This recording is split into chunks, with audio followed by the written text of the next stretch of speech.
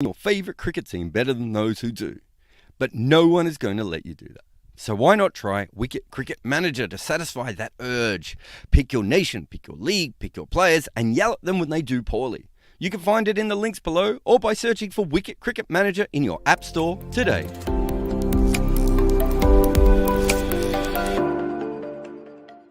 If you're enjoying these live chats, our main channel has even more World Cup videos looking at the greatest performances, the quirkiest stats, and the epic tales of World Cup cricket.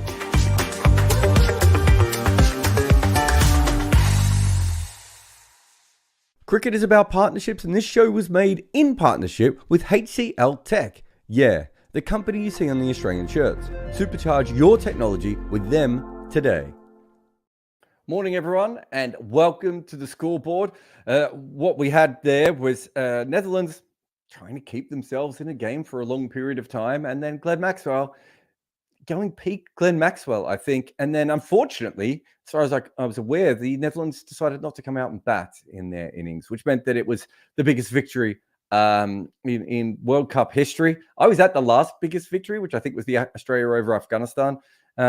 This one felt worse, and that one wasn't particularly pretty. So not much to say about that side of the game, but let us check the tape. In fact, let us literally start with a piece of tape, because let us start with Glenn Maxwell. See, I said that perfectly, and then the computer doesn't want to play with us. Yep.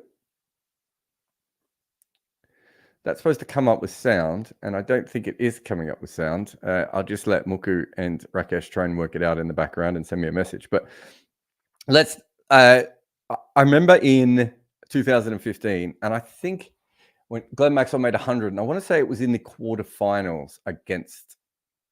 Was that the game against Sri Lanka? I think it was when the Dill Scoops were happening against Mitchell Starc.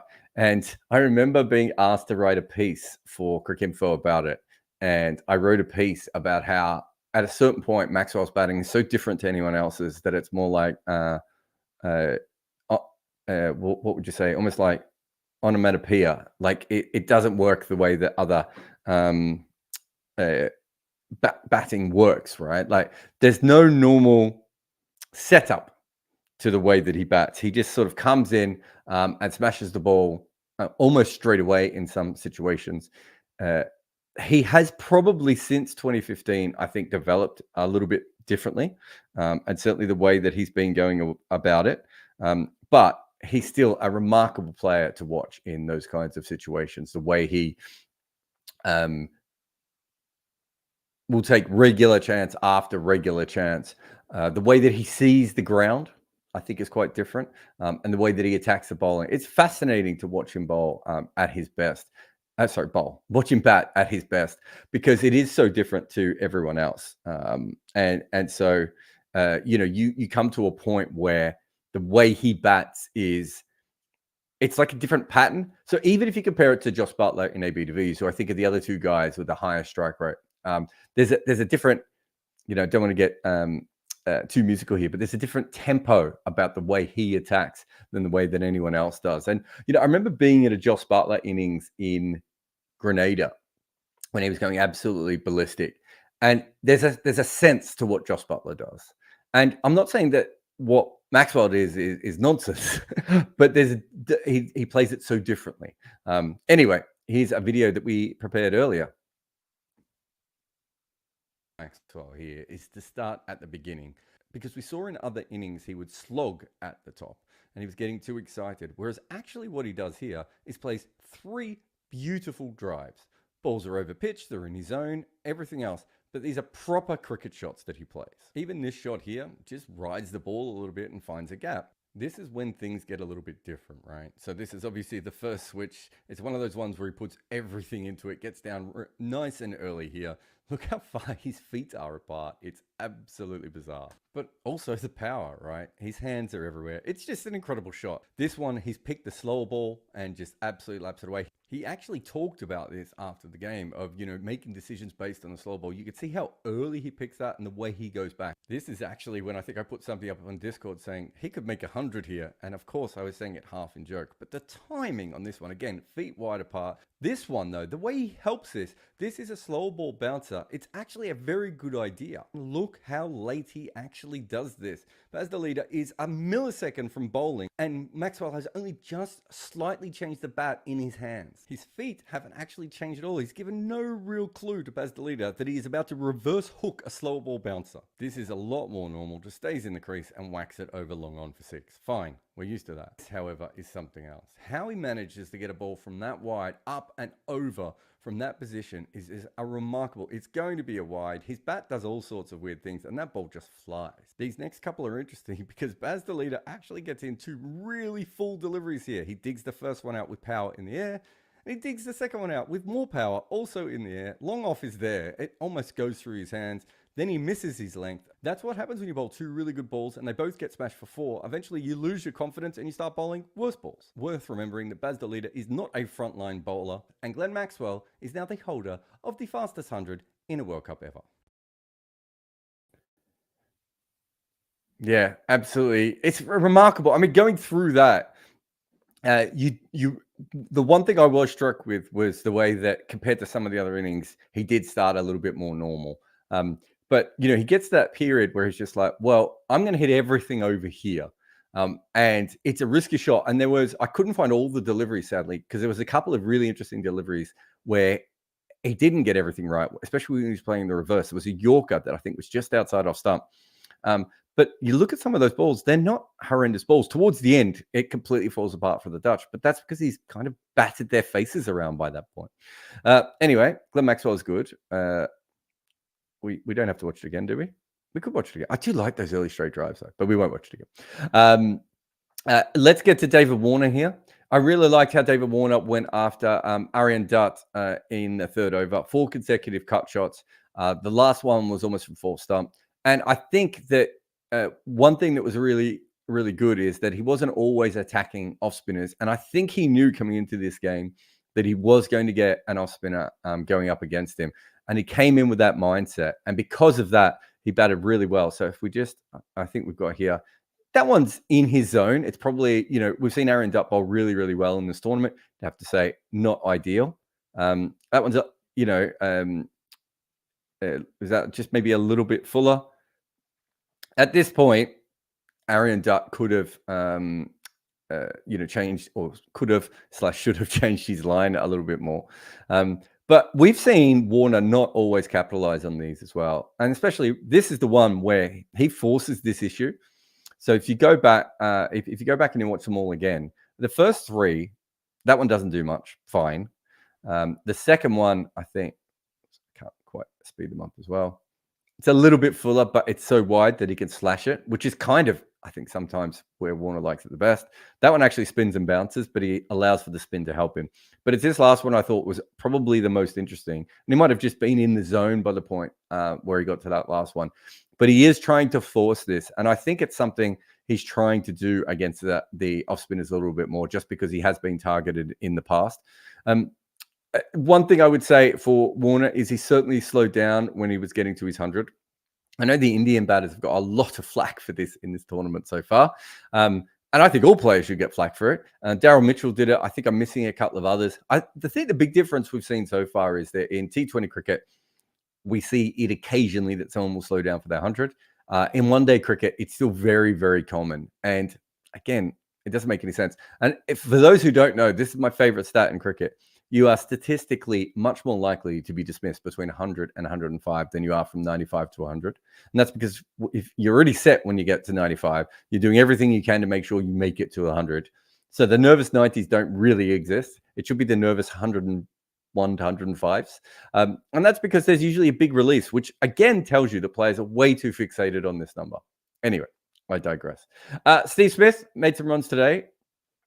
It's his second quickest start in a power play. And if you have a look at these other ones outside of 2022, this is 2015 and 2018.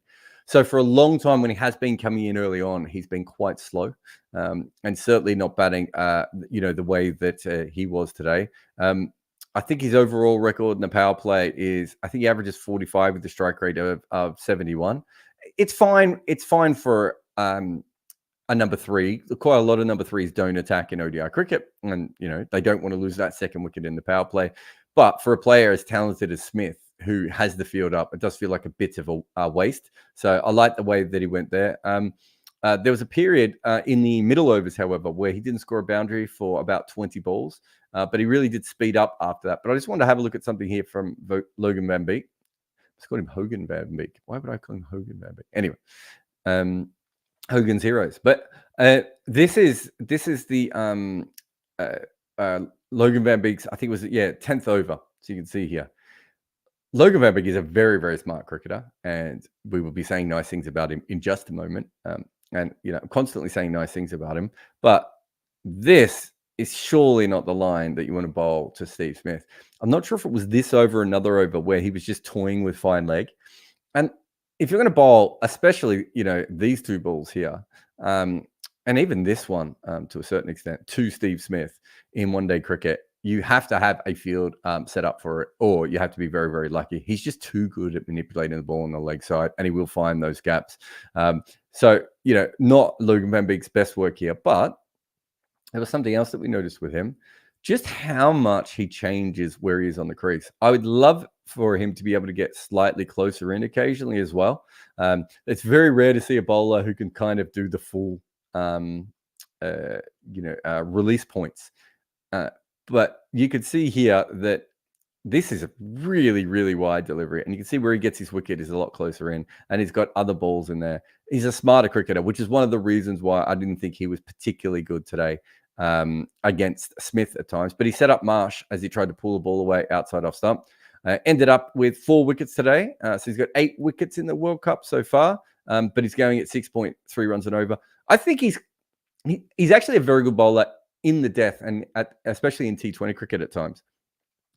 But he can go for runs, but he has a good Yorker, but he doesn't probably have all the other options. But he's not a particularly fast bowler. He's not a particularly tall bowler. So a lot of his success does come from his intelligence, which you can see here, and which we showed wasn't quite as much against Smith. Or at least he got it wrong against Smith, maybe is the best way of looking at it. So it's an interesting one of what will happen when Travis Head comes back. We saw him with the bib on today, smiling. I think it was 3 games ago we expected him back. It's, what would you say? It's dragging on a little bit at the moment. And Marnus is probably the most likely most likely player to be able to go out. And I think Marnus knows that as well. And I think he had something like of the players with 100 runs in this World Cup, he had the lowest strike rate coming into this game. I think it was about 67 off the top of my head. And he was certainly struggling a lot there. But I thought today he certainly was thinking about that a lot more, and you can see the difference. And if you look at here, these are his quickest 50-plus scores in ODIs, 2023, 2023. Of recent times he has tried. The World Cup, he got stuck in one innings where Australia was falling apart. But at other times, I think he's been part of the reason Australia have struggled a little bit more. So there is a question, I suppose, of whether they want Mitch Marsh to go back into the middle order because he isn't as good at rotating the strike as Marnus does. But having said that, I just think that he's probably more likely to keep his spot and Marnus will go out. But it could have been today that Marnus thought to himself he had a bit of a freebie. There were already masses in front when he came out, and he could knock the ball everywhere and make himself look a little bit less like a liability, as he has been at times. Talking about Australian liabilities, this is quite interesting. I don't know how much this means, although I will say that I don't think Australia has that really settled. It doesn't really have a David Miller, Joss Butler, Hardik Pandya type player. It's a little bit looser around in that sort of 6-7 area with their batting. Stoinis, when he's in the side, hasn't always been able to manage it. Alex Carey probably would have batted there and is maybe slightly better at it, but obviously Inglis is coming up higher in the order. They had Cameron Green in there again today. Quite often with Maxwell, they want him to go in slightly earlier, so he's not always around at that end bit. And I think it is worth noting at least that they have been losing a lot of wickets between overs 30 and 40 so far. So they're getting themselves into very good positions and quite often coughing them up. And they did that today. It's just that Maxwell went crazy at the end. But they got themselves into a position where they should have scored over 400, and then lost a lot of wickets in a row and put themselves back on their arse a little bit. So it's something worth looking at. I know there was a comment in our Discord today about someone saying that Australia looks like they're going to win the World Cup. I think it is worth remembering when you are making those statements, just who the teams are that you're playing against.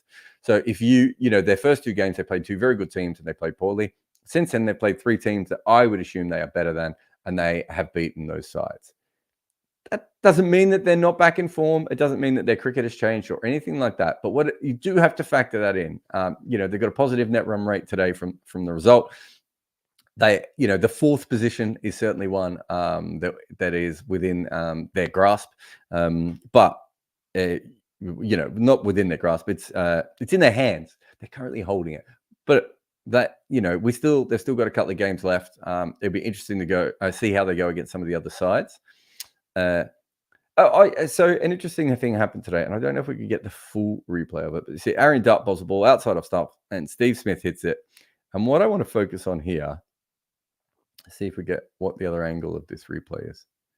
Okay, so the umpires go off to check this, and the reason they go off to check this is because of what happened the over before. But I want to show this bit.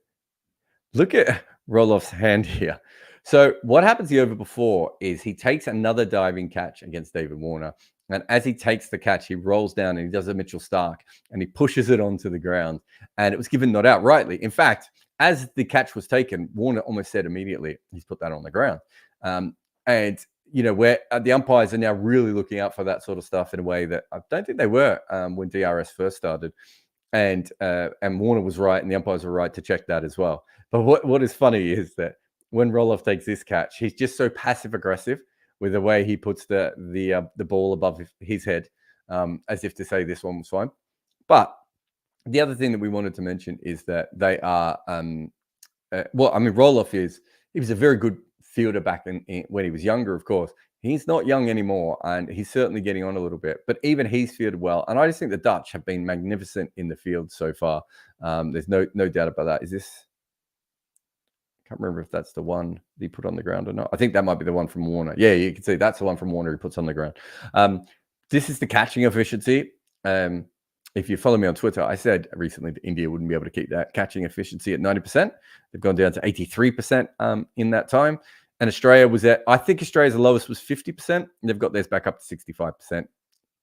These things are evening out a little bit as the tournament goes on. You don't quite have there isn't a 40% difference the way that there was earlier when you looked at that. But Netherlands, have they got a claim to be the best fielding side in this tournament?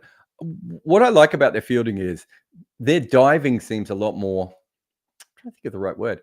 Their diving just seems a lot more sound than everyone else's. And it's like they've worked out how to dive on these outfields in a better way. Their skills are very high. They've got a couple of incredible athletes. Obviously, Engelbrett is, next level. But not all of them are excellent athletes. But their actual individual fielding skills in the outfield I think it's put some of the other, higher ranked teams a little bit on their back heels at times. So I thought they fielded really, really well, basically until Maxwell went a bit crazy at the end, I suppose. And then, there was one where they, went through a hand and everything. But these things happen. And I think Max O'Dowd made a mistake there at the end as well. But I just think they've been, if not the best fielding side, certainly one of the best fielding sides. And we said something nice about them. Shall we not now? This is the most runs conceded by bowler in a World Cup match. And I believe, I'm just trying to, that there was twice in this game, actually, wasn't it? The Baz the leader got hit. So there was the over where Steve Smith went for him. And then there was also, obviously, all of Glenn Maxwell at the end there. And so it meant that Glenn Maxwell kind of got 2 records today, the fastest 100 in a World Cup and also the most runs by a bowler. He can claim both of those if he wants. There's a couple of things you need to know about this because this is a very interesting graphic. And I just happen to know this because I was doing it recently. But he bowled his 10 overs. He bowled 9 overs. He bowled 12 overs, Martin Snedden. So, yes, Baz the leader has gone for the most runs ever in a World Cup game. This is probably still the worst bowling spell, I think, all things considered, of someone who bowled all the way through. And I think when you look at Baz the leader, look, he's a batting all-rounder, I think, at this stage in his career. I don't know how he'll develop, but I think he's probably a batting all-rounder at the moment. And they're making him bowl at the death. Partly it's because they don't have the extra seam bowler, and they're using Van Meekeren in a different way. And Logan Van Beek obviously has done very well for them at the death at times. And they've used, and Baz the leader he's probably one of those death bowlers, interestingly enough, a little bit like another man on this list, Jason Holder.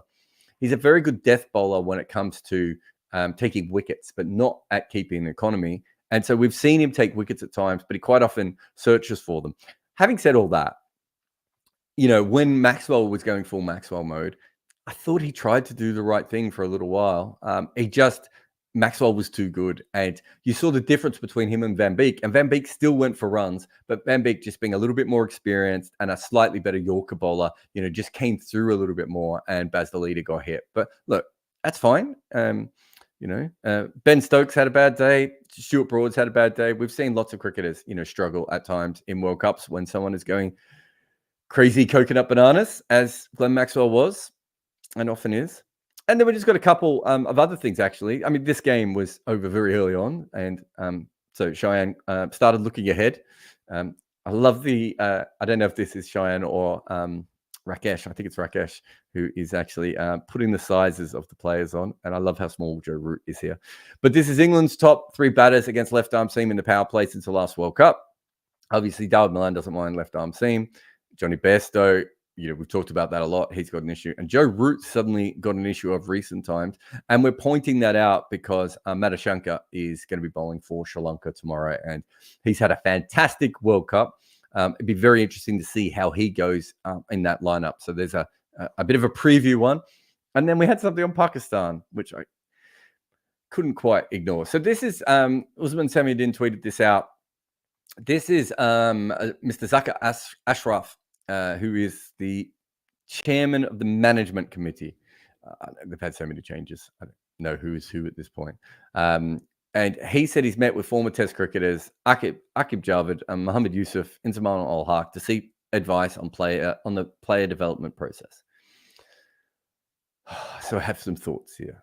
I think the most predictable response in any of these failures in modern cricket is that a board will get former players involved. Former players are involved all the time, right? Like I'm not saying that don't talk to your former players, but when a situation like this happens, you don't talk to your former players. What you actually do is I would say 2 things, but certainly one of these 2 things. You audit what you have done. What preparation? When did your planning start? How did it start? Why have these things happened? Is there a reason why these players did well and these players didn't do well? And you go through it step by step. When I work for a T20 team, I'm quite often I'll have meetings with owners and I'll say, what do you do? And I say, I do due diligence. It's my job to go through every single line of every single thing we have done on and off the field to make sure that we are trying to get ourselves into the best position to win. And after one tournament, I'll be able to tell you roughly what we do and whether it's working or not. And I file these things even quite often when A, they aren't read, and B, no one wants to read them because that's the way that you learn, right? And I'm in a position to do that as the analyst. I even review my own work quite often negatively as well, look for the mistakes that I've made in certain places. But I look for the mistakes everywhere and the good things that I've done and the good things that other people have done as well to try and give us a better idea. So that's a really good way of doing it. The other way of doing it, of course, is to do a similar thing, but on the opposition. Who are the teams that did well in this World Cup? Is there something that we can learn from them on and off the field, the way that they've been working through their cricket and everything else, to give yourself a good idea? Going to former players. Let me tell you about former players. How many former players do you think have seen all of Pakistan's ODI since the last World Cup? It's not going to be a high amount. How many of them watch them really, really closely? Again, it's even less. How many of them are going to watch all the other teams? How many of them are going to be aware of how Pakistan prepared? How many of them are going to be aware of how the other teams prepared, right? When you go and ask former players, they will give you opinions because they're hurt, right? And they're going to say the same things that former players usually say. These players don't want it enough. when I was in charge of the team, we did this. All those sort of basic things that they say again and again. It doesn't help anyone, right? What helps is actually looking at what you did forensically and looking at what the successful teams did forensically. You can then take that to the former players, right? And you can either match it with their opinions or show it to them and go, what do you think of this? We did this and this worked, and we did this and this didn't work. Just going to former players and asking them, it's pointless. I promise you, there are so few former players who actually watch these things really, really closely. When they're at games, they're mostly people want their time. Quite often they're paid to be there from hospitality point of view, or with a sponsor, or someone has brought them into the game, so they've got to talk to people. These are not where you start. It might be where you finish, because if you've got a player like Inzi and Mohammed Yusuf, right? You've got Akib Javed and these sorts of players. It's absolutely fine to go in and to talk to some of those players, right? But do it when you've done the research. Do it when you know what you think went right and went wrong, so that you're in an informed position. And too often in cricket, what happens is you lose, and the loudest former players usually are the ones that everyone listens to. And it's more often than not, it's just hot air, right? And I'm not saying about these particular players. Who else are they going to have a look at? They're going to engage with Umar Gul, Waqar Yunus, Wasim Akram, Saklam. There's no dumb players there. They all know what they're doing, and they will give you opinions. But if you don't do any work before you chat to those players, I promise you, it's just bullshit. Anyway, there is a rant. As you know, I can rant when I want to. Used to be known for my rants. I feel like I rant less now. I'm just tired, probably, from all these games. We will take a break here. If you have any questions, I saw there was a couple of super chats as well. Obviously, super chats are the easiest things to do. But if you do have any questions, chuck them through into the room and we'll get to them. But big thanks to everyone for turning up as always. And I will go through the room to see if there's anything there. And you're watching The Scoreboard with Jared Kimber. Have you ever wondered how I watch so much cricket? I use VPNs to log into accounts from all around the world. But because before, even simple things like when something exciting would happen in a match, I would rush over to social media, and when I got there, the clips would say something along the lines of, "This video is not available in your area." In fact, most of the coolest cricket stuff in the world at the moment is geo-blocked because some random board didn't sign a deal where you happen to live. If you're a hardcore cricket nerd, the only way is to have a VPN, and we suggest Surfshark. They will give you the speed of your favorite quick bowler. They're as inventive as a T20 batter after a bunch of dot balls, and they're as secure as a specialist wicketkeeper with the softest hands in the world. And guess what? The kind folks at Surfshark are going to give you a deal. Enter the promo code Kimber for an extra 3 months free at surfshark.deals/Kimber. There are probably other things that Surfshark can help you with, like data and identity theft and traceability and intrusive advertising. But for us, it is our best weapon against the evil cricket geo-block. Go to Surfshark and type my name in, KIMBER, and get 3 months free today.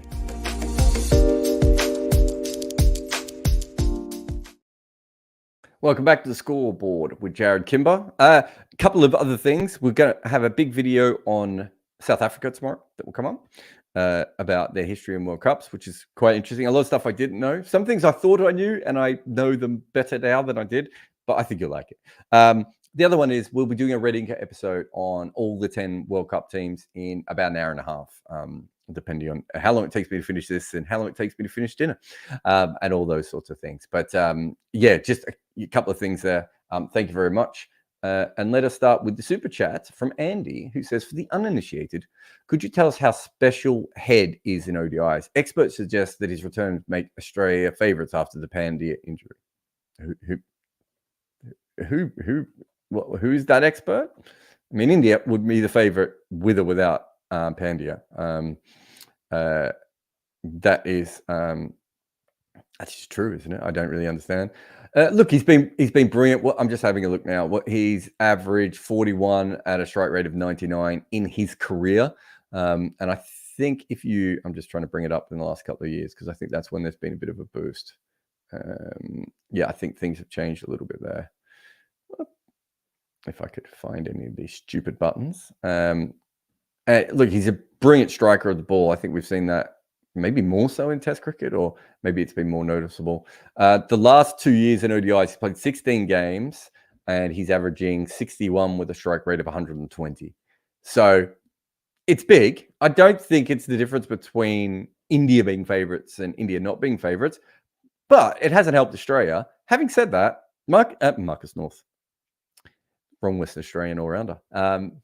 Mitchell Marsh is been really good opening the batting. And I think we all have a question about him going to number 3 if he does that, just because of the way he plays spin. But yeah, I don't think Head is necessarily going to be someone who changes the odds on India, but he might be someone who gives Australia more of a chance of winning the World Cup. I think that's very fair. I mean, generally, there are lots of players who are outside the World Cup squads, for injuries and maybe even other reasons, who, if they came in, outside the 11s, I should say, who, if they came in, would certainly help teams be better. And he's one of them. Bambo Sub says, what is the overall feeling amongst non-Big Three and others for playing so few tests? Anger or pragmatic resignation? Why not more outrage? Any other major game that is structurally inequitable? Well, they don't make any money from it. So I think there was a point early on, someone who was making the movie about all this, there was a point early on where a lot of people were angry at some of those teams. And those boards just took those people aside and said, this is how much money we make off a test match. Or rather, this is how much money we lose by playing a test match. So do you really want to play test matches all the way through, hoping that occasionally you'll cash in on India or England?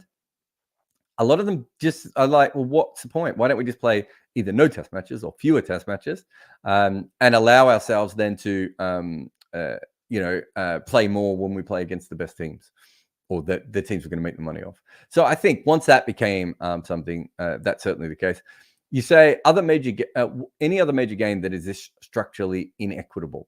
So I think that's quite an interesting one. Most sports are run as leagues or tournaments or World Cups, right? We've got a bilateral sport. It was done on purpose. It was done because it helped teams like Australia and England, and now it helps India. It's a stupid system, and it doesn't really work in the modern world. It brings in so much political nonsense. Financially, it doesn't work particularly well either, and it's caused the problems. I think if they had got off their asses and worked out a one-day league or a test league way back when, we'd be in a better position as a sport. But here we are. Shriyam says, it felt like Netherlands bowled quite well till the 40 over mark, but couldn't finish it off. Is that due to a lack of better death bowls, or Maxwell going crazy at the end, or a little bit of both? I think if you look at them as a team, they would prefer to have one extra seamer in this team, and probably then Van Meekeren, if he was the third seamer, or not the third seamer, but if he had more backup, perhaps he would have bowled a few more overs in the death, and that would allow them to bowl probably Baz maybe early death a little bit more. We've seen them bowl well in T20 and the death before, so it's not particularly that. Logan and Van Meekeren are both good bowlers, but I think they were going in with this other style of trying to attack with the seamers earlier on and get some wickets that way. And then they're hoping that Baz the leader can hold up at the end. So look, they don't have a great all-round bowling attack. It's very rare that their bowlers bowl out all 10 overs, and that's because Scott Edwards is mixing and matching. And was it one game they used 8 bowlers, right? And that's because they know, Vikram bowled today.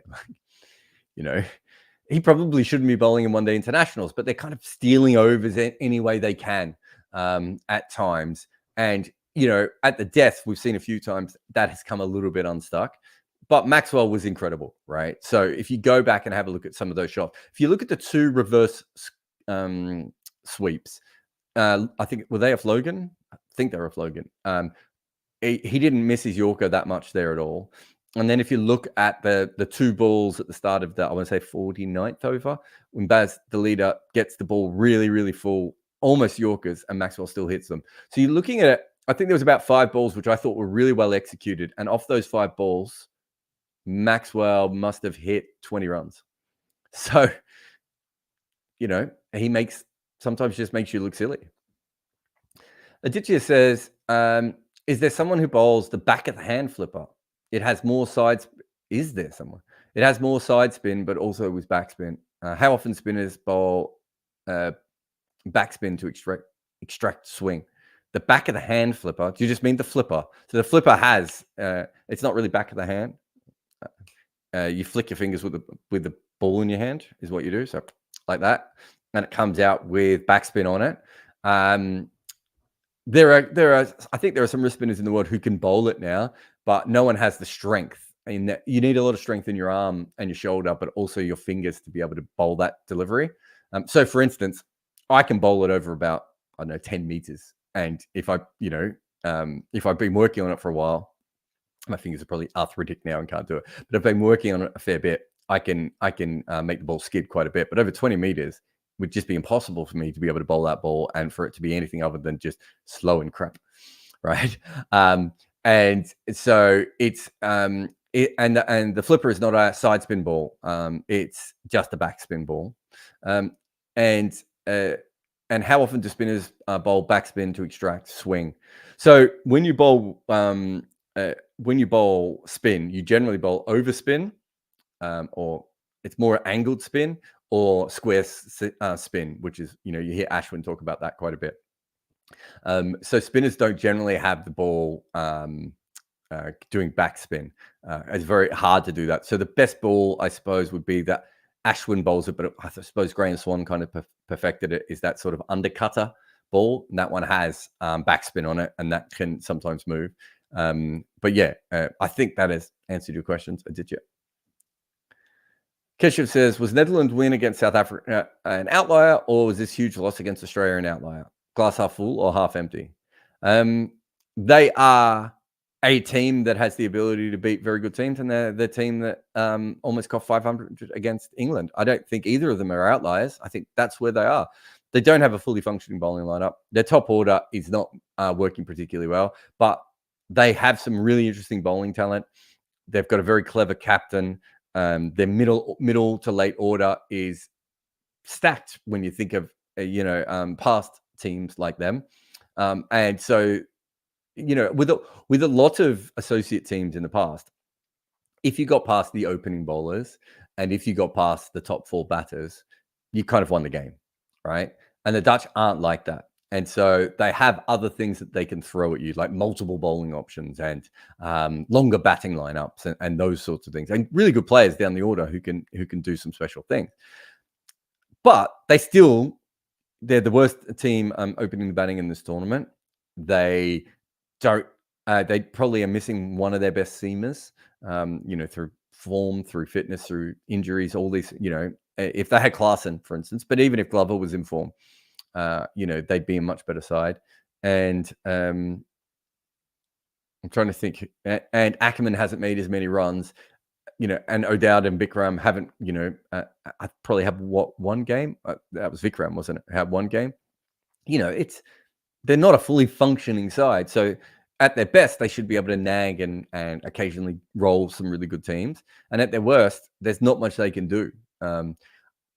We've seen Maxwell do things like that against very, very good sides as well, though, to be fair, right? And we've seen him do it in the IPL. Sometimes Maxwell be Maxwell.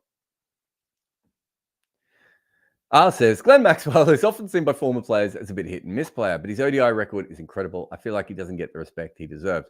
Look, I think a lot of this is, I've talked about this with Andrew Simons and with Virender Sehwag. It's just the way that we look at limited overs cricket, especially 50-over cricket.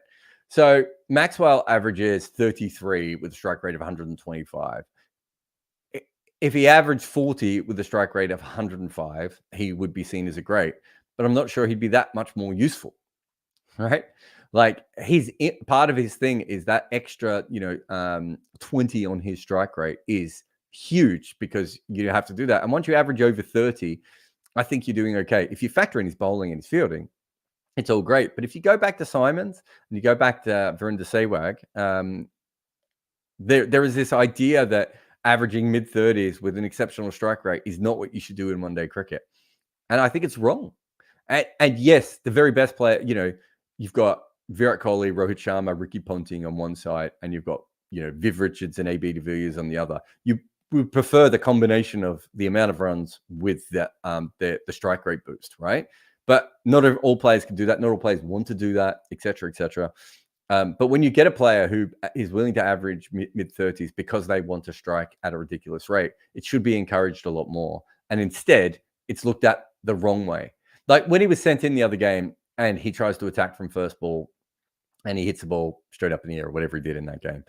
I think it's fair to say he probably should have played himself in a little bit more. But there's many times when he will go, if you're trying to score at a strike rate of 125 in one-day cricket, and you're not AB de Villiers or Joss Butler, and he's not quite, I think, at their level, there are going to be, I think, flaws, and there are going to be times when you look very, very, very poor. And Maxwell does do that. But this game doesn't matter as much. But if they were playing a normal side today who had the ability to chase 320 to 360, he would have made that really hard for another team after Netherlands had actually put them back on their backside a little bit, right? So I think you have to be honest and say that he's a player who is, because of that extra strike rate, he's not going to average quite as high as other players. It means he probably doesn't go down as an all-time great, right? But to say he's not one of the best ODI players in the world, I think is kind of laughable. Study says, hello, Jared. Hello, Study. Pratik says, what do you think about introducing some new rules in cricket to make it more interesting? One suggestion is dismissal if the batter has 3 consecutive beaten balls like in baseball. I don't know how many people know this, but cricket is doing so much better than baseball. It's really interesting that we are trying to... Baseball literally was struggling to such a point that they had to bring the pitch clock in, and they had to get rid of or bring in fielding restrictions, right? Because baseball fans hated baseball so much and it was dying as a sport. And yet every time I get someone in saying we should do something in cricket, it's copying something from baseball. And I think, why would we do that? It would be a terrible game, Pratik, if we did that. Cricket would... it would be over in a couple of hours, right? Because of the pitches. It's really hard to hit 3 consecutive balls in a row. And do we really want players trying to get bats on the ball rather than actually trying to play good shots? I'd rather see a player play and miss 3 times in a row and hit a 6 off the 4th ball than play like like a drunk version of Shivnarine Chandrapal, trying to get their bat on the ball in any way possible so that they're not given out. It would be horrible. Absolutely horrible. But Pratik, if you want to look at changes, we did a video on the other side about, I've done it on Test cricket and I've done it on T20. Sorry, don't know if I've done one on T20 cricket. I might have done one on T20 cricket a while back, but I've certainly done one on Test cricket and ODI cricket on things we could bring in to change these games, which I think could improve it. This would not improve it. This would be horrendous. Inferno says, he's put up a Patreon question, so he might have asked that question a little bit too late on Patreon for the wagon wheel the other day. Was it more common to refer to individual test matches by their location rather than their order in the series, e.g. oval test rather than third test or third test at the oval? I would say that different cultures probably have different ways of doing this. I wonder if traditionally, it's a weird one because cricket was a venue-specific sport, like most sports were, right? And then as it becomes more of a TV sport, do you always know exactly? Like sometimes I'll be, especially in this World Cup, I haven't done as much preview stuff in this World Cup. If I'm doing a lot of preview stuff, then I'll know exactly what the ground is and what that ground will do and everything else. But if I'm not doing preview stuff, I'll be watching the World Cup and I'll wait until I see someone hit a 4 or a 6 to remember where the ground is. So I do think from that perspective, things have changed a little bit in the way that we follow cricket. So perhaps in the old days, especially when all the journalists and the players would travel to all these different venues, and it was, if you go back to the way that cricket used to be, it was much more a case of, so West Indies and England, this was true. I can't think of another cricket nation that was like this, but West Indies and England they were so specific with whoever was hosting the test also got to pick the 11, right? So if you look at the West Indies, they had multiple different captains multiple different white men captaining, but multiple different captains based on the locations of the test. England was the same. So you had a case where Ranji wasn't picked for one of the test matches because the locals didn't want a non-white player playing for them, and then was picked for other test matches because they realized if Ranji played, they'd make more money. These things happened. And so I think in those days, they were a little bit more like that. But it gets very confusing because if you look at there were test series, especially in Australia, Sri Lanka might be another one, where you have multiple test matches in a series at the same venue. I think Sri Lanka's another one. But certainly we've had that before. So it doesn't quite work in that way as well. Not the question I thought I would finish up on the Australian-Netherlands episode on, but a delightful one all the same. As I said, I should be back in about 1 hour and 20 minutes once I've had my dinner and given some graphics to Muku. And we will come back with Red Inca and we'll be doing all the hot takes. I tell you what, if you're in this chat right now and you're also a member of Twitter and you want to go over and give me your hottest takes for a cricket team in this World Cup, feel free to do it, and I'll add it to my my current hot take. I'm not sure I have that many myself, but Bayram had a few. Cheyenne had a couple. There was a few from Discord as well. So we'll be throwing them out, seeing what sticks, seeing what doesn't. But a huge thanks to everyone for coming in. I know this was like not exactly the sexiest game on earth. So to still have so many of you coming into the room is quite important to us. So thank you very much. And I will see you again, if you're around, in 1 hour and 20 minutes. This has been the Scoreboard. I am and will remain Jared Kimber. This video is brought to you by Wicket Cricket Manager. If you're enjoying these live chats, our main channel has even more World Cup videos looking at the greatest performances, the quirkiest stats, and the epic tales of World Cup cricket.